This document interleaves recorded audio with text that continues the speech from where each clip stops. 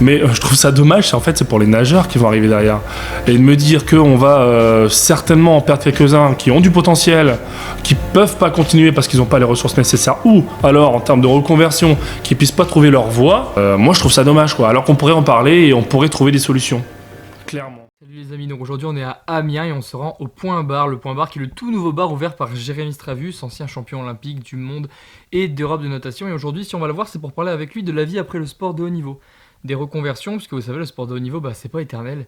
Et des fois on se retrouve à 30, 35 ans sans rien. On peut plus rien faire, on n'a plus aucune rentrée d'argent et donc il faut reprendre sa vie à zéro, il faut trouver des moyens de gagner sa vie et c'est pas toujours facile.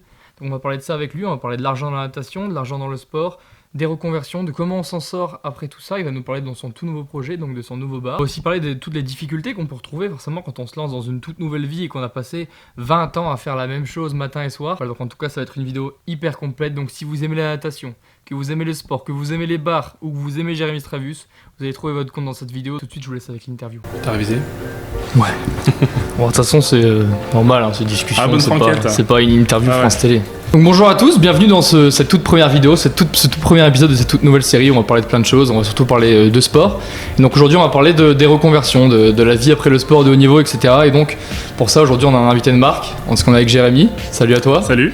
Voilà, donc Jérémy, tu as été un des plus grands nageurs français ces 10 dernières années. Et donc tu as arrêté la natation en 2020.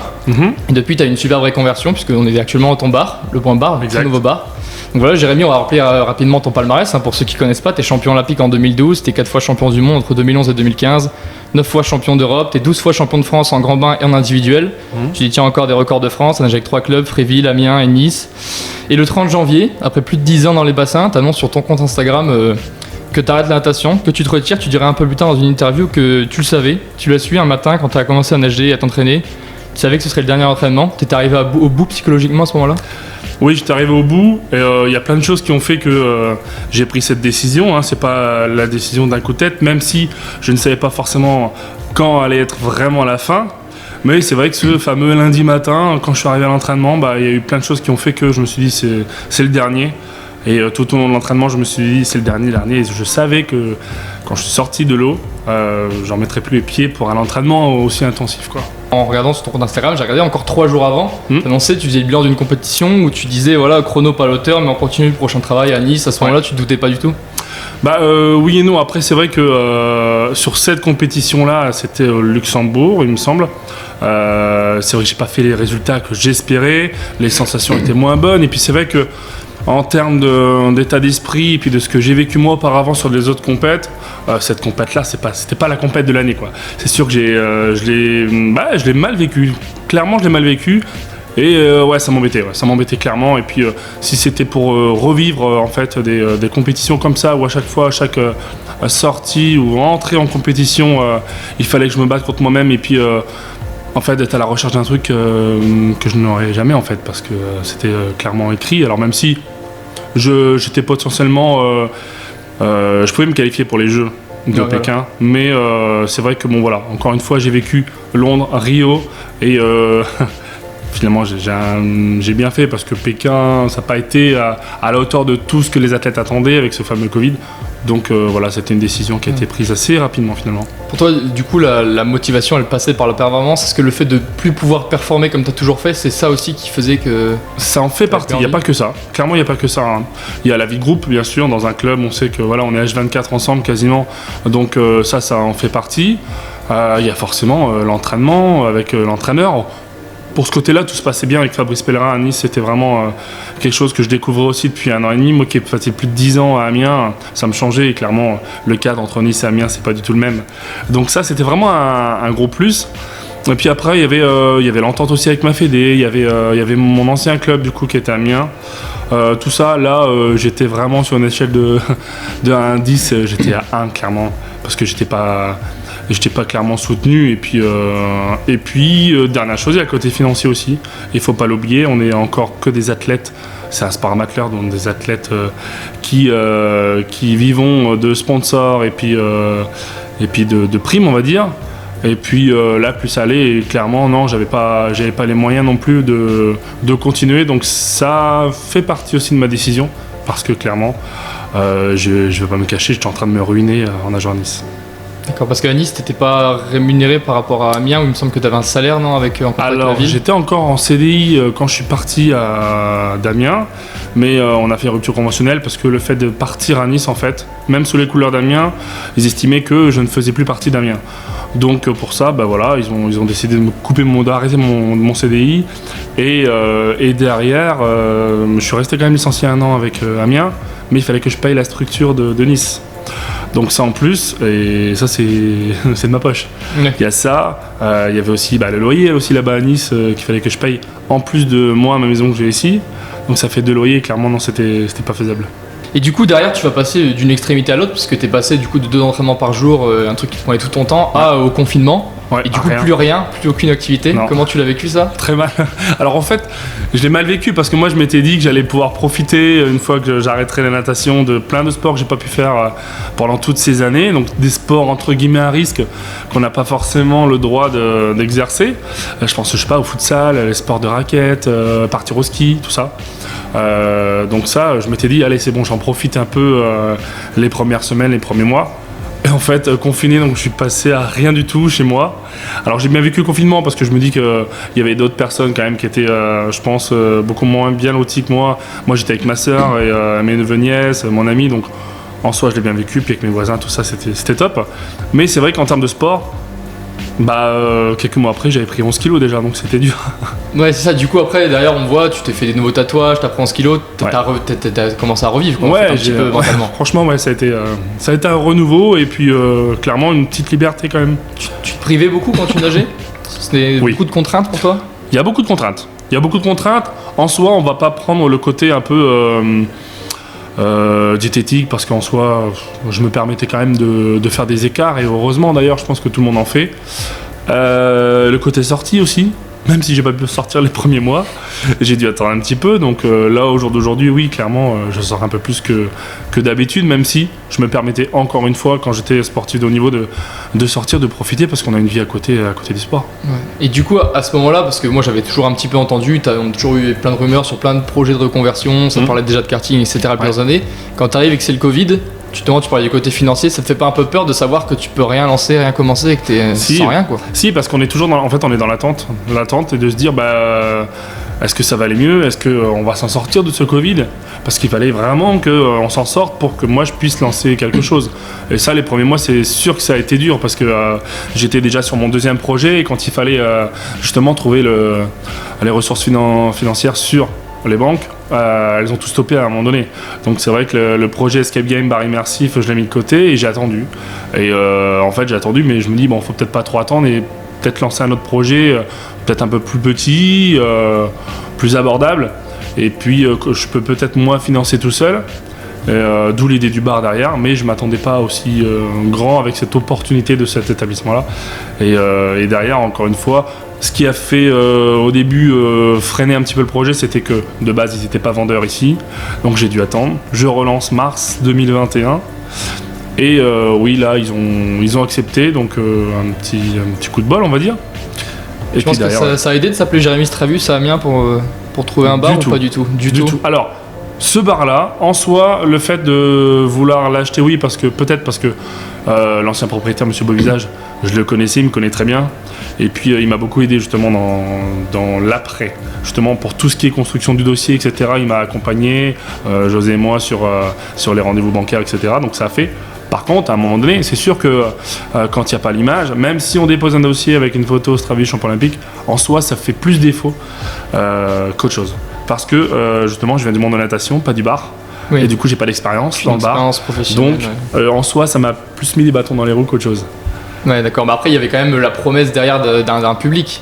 Oui, mais c'était pas du tout gagné d'avance. Du coup, moi, il fallait que je fasse aussi mes preuves parce qu'en soi, c'est bien d'avoir un nom, mais derrière, il faut gérer et puis il faut avoir la clientèle qui fait que les gens reviennent.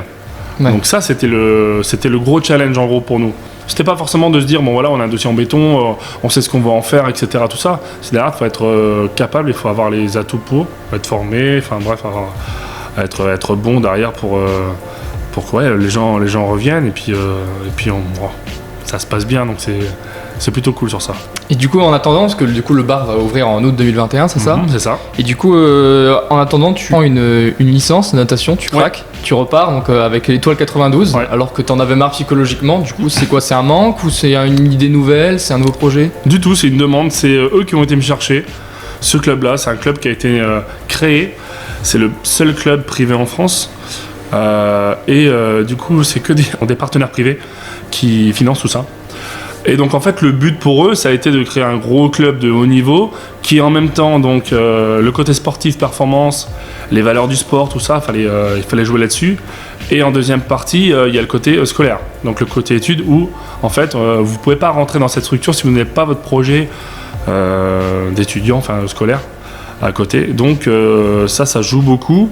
Et donc ils ont créé ça. Et moi en fait le rôle que j'ai toujours aujourd'hui, c'est un peu entre guillemets parrain, grand frère, c'est-à-dire que j'apporte mon expérience sur ces jeunes, parce que je dis jeunes parce qu'ils ont entre guillemets 20 ans.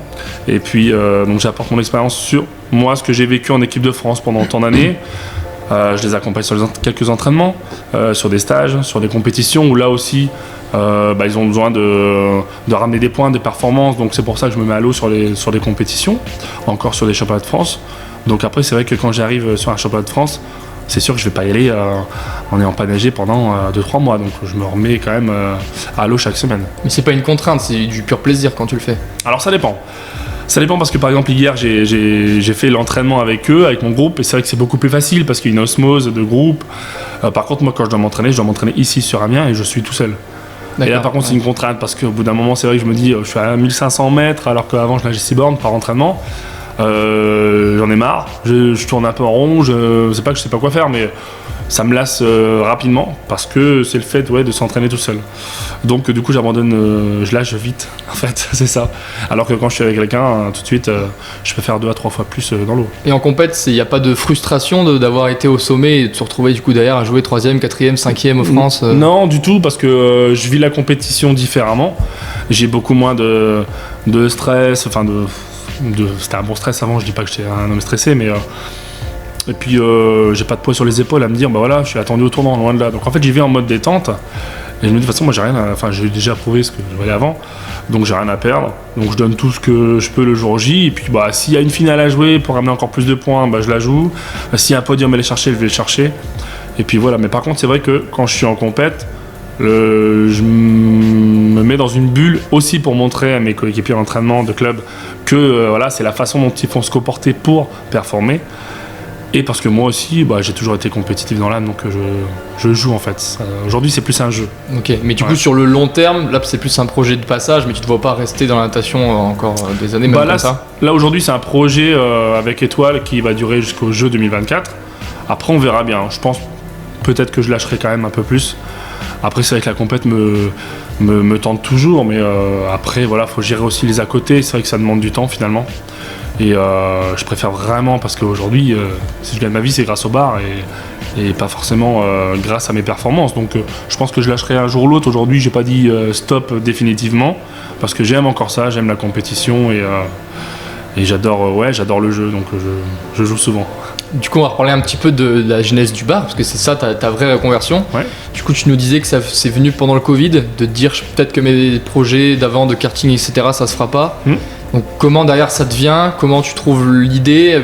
De qui tu t'entoures? Comment tu pars? Est-ce que tu peux nous parler de tout ça, quoi? Ouais, alors c'est vrai que le premier projet de karting, c'est un gros projet, très ambitieux. En soi, c'est un mal pour... Alors ça a duré un peu plus de 2 ans. C'est un mal pour un bien parce qu'aujourd'hui, je me dis, avec le Covid, finalement, je pense que les loyers, on aurait eu mal. Et avec l'augmentation de l'électricité, les kartings électriques, ça aurait été dur. Donc en fait, je pense que c'est vraiment un mal pour un bien, on s'en sort très bien. Et puis d'ailleurs, le projet du bar, en fait, alors mon ami est ancien barman à ses heures perdues, donc il avait un peu cette expérience-là. Il y a ce côté aussi social, le fait de rencontrer des gens. Moi, je suis très bavard. Alors, autant avant, j'étais très timide envers les gens, j'arrivais pas à parler à qui que ce soit, j'étais souvent tout seul. Mais c'est vrai que le fait d'être en équipe, de voir les télés, etc., tout ça, on apprend. J'ai appris sur le tas. C'est de l'expérience et je me vois bien, je côtoie énormément de monde et j'adore découvrir vraiment d'autres personnes. Donc en fait, je pense que c'était le lieu aussi un peu idéal en fait. Après, c'est vrai que c'est différent, je me dis c'est le monde de la nuit. Clairement, c'était pas du tout mes horaires Habituel. entre guillemets de travail, puisque moi je me levais très très tôt. Là, limite, c'est mes heures où je vais dormir. Mais après, c'est comme tout, c'est un rythme à prendre. Mais le bar me tentait vraiment dans l'aspect aussi création, les cocktails, faire découvrir d'autres choses. Des bonnes bières aussi, parce qu'on est quand même une région où on consomme énormément et on est un peu des amateurs de la bière. Donc ça, on aime bien. Donc voilà, en fait. Et puis c'est un travail qui est jamais répétitif, en fait. Oui. Je crois totalement. Nouvelle personne. Donc voilà. Donc on s'est dit, on va lancer ça. Donc avec mon petit ami, on s'est relancé dans un 3e projet. Alors c'est vrai que quand on échoue sur 2 projets, en fait derrière il y a l'ascendant de se dire est-ce que vraiment on est fait pour avoir un projet ensemble, etc. Mais bon. Le contexte faisait aussi que... Ouais, c'est ça. Et puis je me dis, on va pas tout de suite s'arrêter sur un échec. Moi j'ai connu ça, on sait que c'est toujours des hauts, des bas. Donc non, on persiste, on signe. Et puis derrière, on a bien fait parce que franchement, je pense qu'aujourd'hui, ma plus grosse fierté, c'est d'avoir réussi à avoir ce projet avec José, du coup. Et en l'ayant fait vraiment K2. Quasiment K2. C'est-à-dire qu'aujourd'hui, on n'a pas demandé... si, on a demandé. On n'a jamais eu de retour. Mais quasiment de A à Z, il n'y a que nous qui en sommes arrivés là. Donc ça, c'est une grosse fierté. Comparé par exemple à la natation, on est fiers des résultats, etc. Mais je pense qu'aujourd'hui, la plus grosse fierté, c'est d'avoir eu ce coup de fil un jour en disant c'est bon, on accepte votre projet et tout, on va vous accompagner, etc. Donc là, oui, de se dire que c'était solide et puis aujourd'hui que ça marche, en fait. C'est ça aussi le but. Au début, ça a mis un peu de temps à se... Non, ça n'a pas mis de temps, parce qu'il y a eu cette curiosité de se dire que voilà, là, le nom a joué pour le début, clairement. Mais après, il y a les habitués qui reviennent, et puis on essaie de changer au fur et à mesure, de créer. Donc on est en même temps un bar à sport, parce qu'il y a toutes ces télés, donc les événements sportifs, on peut les regarder n'importe où. Il y a ce côté, on amène des concerts, donc des groupes, des chanteurs, des DJ. Le côté un petit peu restauration rapide, froid, mais planche, etc. Où voilà, on peut rester un peu plus qu'un verre. Et puis là, on essaie vraiment de changer à chaque fois, souvent, que ce soit la déco, l'ambiance, voilà. On est là pour tout le monde, c'est-à-dire qu'on a une clientèle qui est entre 30 et 40. En fait, il y en a pour tout le monde et en même temps, on est bien placé dans le centre-ville d'Amiens. C'est-à-dire qu'on n'est pas un quartier entre guillemets à risque. Donc on a une bonne clientèle qui sait se tenir et ça c'est vraiment un plus. Puis tu as aussi des habitués qui te connaissaient pas du tout avant et qui maintenant sont là pour le bar et pas vraiment pour toi. Exactement, ça me fait plaisir.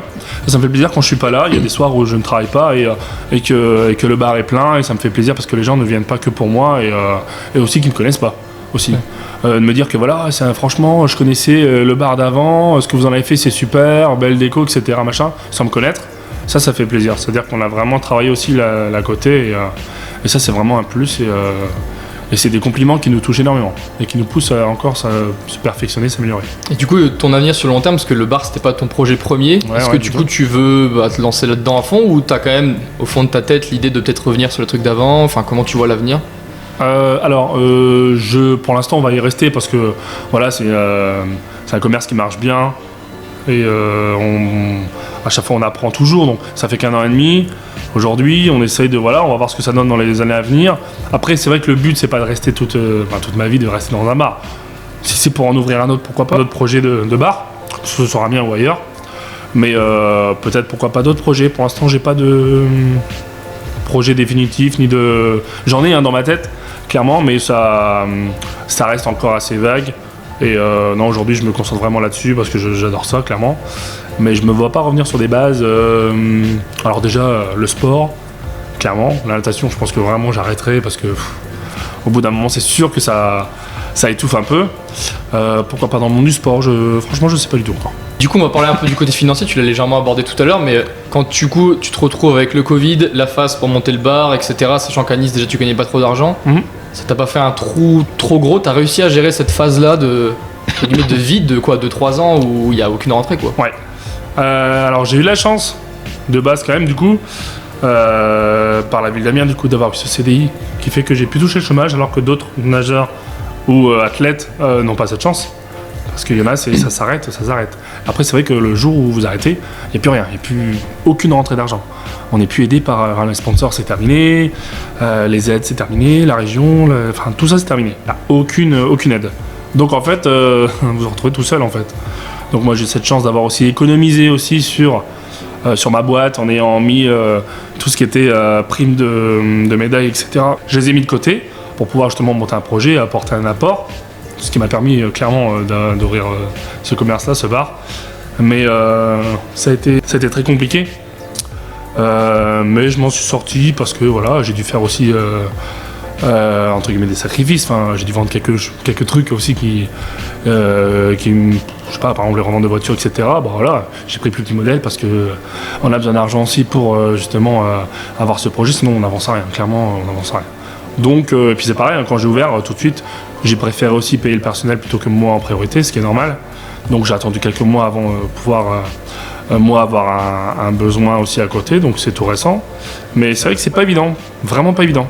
Et dans ta génération, parce qu'on parlait que vous étiez un petit peu la génération dorée, hein, avec les Gilot, la cour, etc. T'as eu des nouvelles un petit peu d'autour, comment ça se reconstruit? Parce que toi, t'as eu entre guillemets la chance de pouvoir derrière avoir le chômage, le bar tout de suite. Est-ce que du coup, t'as des nouvelles de derrière, si tout le monde s'en sort, si tout le monde a retrouvé quelque chose Après, ça dépend de la notoriété. Par exemple, comme des nageurs comme Alain Bernard, Camille Lacour, qui surfent sur la vague aussi de leur image. Parce que c'est vraiment des icônes aussi de la natation qui sont très médiatisées, qui font encore des télés, etc. Donc eux, forcément, ils ont encore des revenus sur tout ce qui est des contrats de sponsoring ou des marques. Clairement sur ça. Il y en a qui font aussi comment on appelle ça aussi, ils sont un peu ambassadeurs aussi pour le sport, santé, etc. Qui travaillent avec la Fédé, qui font des conférences aussi. Sur le sport, souvent c'est le sport entreprise. J'en fais aussi quelques-unes de conférences, mais ça reste assez light quand même. Donc pour eux ça va. Ils n'ont pas forcément de projet comme moi où c'est mon seul taf. Et ils sont un peu demandés aussi à droite à gauche. Donc en fait ça leur revient un peu sur eux et tant mieux. Pour d'autres c'est plus compliqué parce qu'ils vont revenir sur leurs études qu'ils ont fait auparavant. Ils ont le brevet d'État. Donc c'est le Bézanne, ils vont être maître nageur, entraîneur. Donc ça va être la possibilité. Ils ont suivi les études de kiné aussi, il y en a qui se reconvertissent dans le milieu du kiné parce qu'il y a des facilités avec la Fédé aussi, en termes de créneaux, etc., en termes d'aménagement. Pour d'autres, c'est clairement, on a vu quelques articles sur certains athlètes, c'est compliqué parce qu'à part des contrats avec, je ne sais pas, la SNCF, etc., ils ont du mal à joindre les deux bouts. Ouais. Et du coup, même pour les nageurs qui sont encore en cours, on sait que la natation c'est quand même très difficile d'en vivre. Si on n'est pas top nageur international, quand on sait que des fois le 3e ou 4e français ne peut pas en vivre, est-ce que du coup c'est pas un frein un petit peu au développement sportif du nageur, sachant que peut-être qu'il y a un moment donné où on se retrouve stoppé quoi. Quand on est 3 4e nageur français par exemple, qu'est-ce que t'en penses de ça? Il y a des solutions à apporter, des trucs peut-être? Alors les solutions elles sont minces. Clairement, elles sont minces. On va pas se le cacher. Aujourd'hui, sur la reconversion d'un sportif, on est complètement à l'ouest. On est perdu.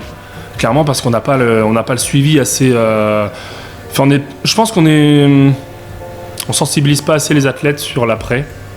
Parce qu'on sait que ça peut s'arrêter du jour au lendemain. Moi, j'ai eu la chance, j'ai arrêté quand je voulais. Mais ça aurait pu être une blessure, par exemple. Ça. Ou, je sais pas, une faute grave, j'en sais rien. Et du coup, du jour au lendemain, vous vous retrouvez sans rien.